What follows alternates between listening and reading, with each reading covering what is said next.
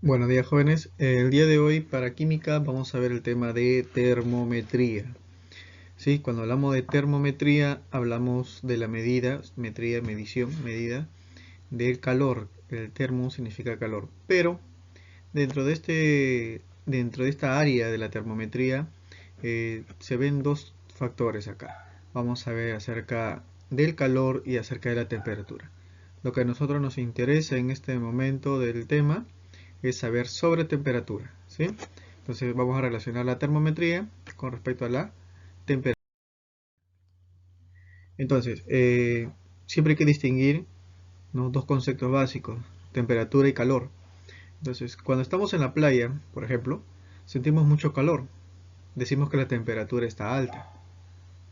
Pero ¿será lo mismo calor y temperatura? En primer lugar, déjame decirte que no es lo mismo.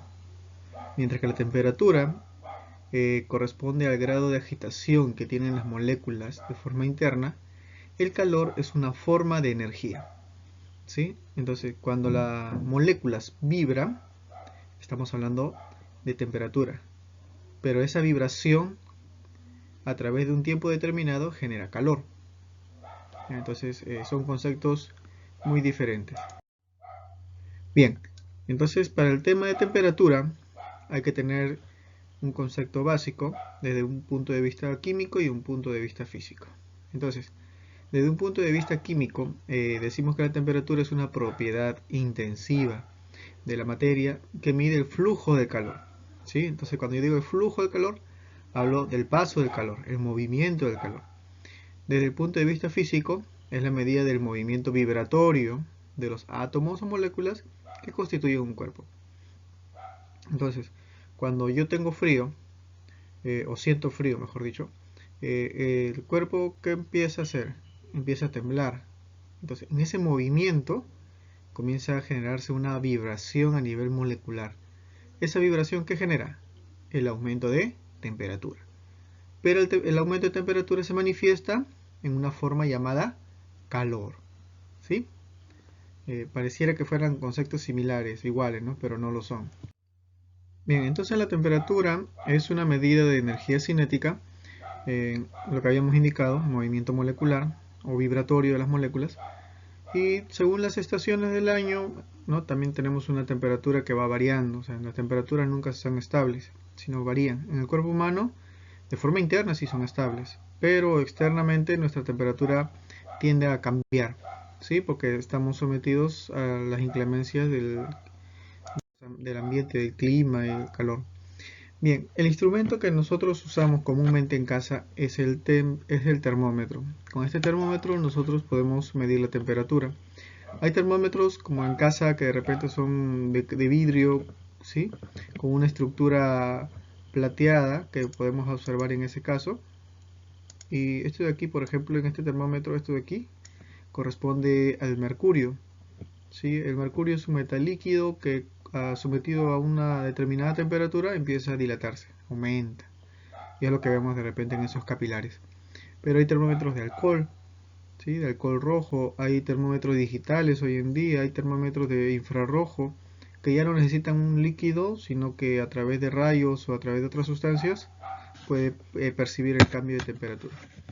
Entonces los termómetros comunes van a tener, no te olvides, mercurio dentro de sus capilares u otro tipo de líquido. Entonces, esta temperatura, que se puede medir en los termómetros, va a utilizar escalas termométricas. Estos sistemas se pueden clasificar en dos grupos, tanto en escalas relativas como escalas absolutas.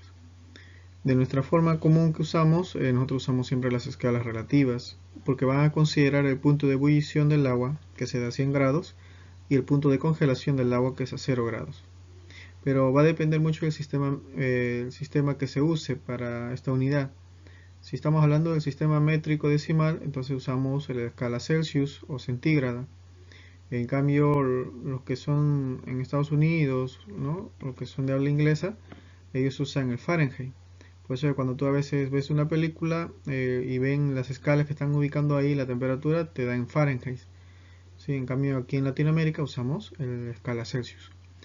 De forma general, a nivel científico hay escalas absolutas y aquellas escalas van a estar ya no en función del punto de ebullición y congelación, sino van a estar en función al cero absoluto, ¿sí? Que teóricamente es cuando la molécula de un organismo, una materia, deja de moverse, o sea, ya no vibra. A eso se le llama de cero absoluto. ¿Ok? Entonces, igual, en Latinoamérica y sistema métrico en otros países usamos la escala Kelvin, mientras que en Estados Unidos y países de habla inglesa usan la escala Rankine. Las observaciones que se tienen entonces en función a estas escalas va a estar dada por la ebullición del agua, la congelación del agua y el cero absoluto. Entonces tenemos cuatro escalas. La escala Celsius, cuyo punto de ebullición es 100 grados y se congela a 0 grados. Si te das cuenta, de 0 a 100 la escala está dividida en 100 partes, tiene 100 divisiones. Y el cero absoluto sería menos 273. ¿En función a quién? Al Kelvin, ¿sí? Acá hay una relación, mira. Cuando nosotros tenemos 0 grados, sin Kelvin vale 273. Entonces cuando Kelvin sea su cero absoluto, el de nosotros será menos 273. ¿Ya?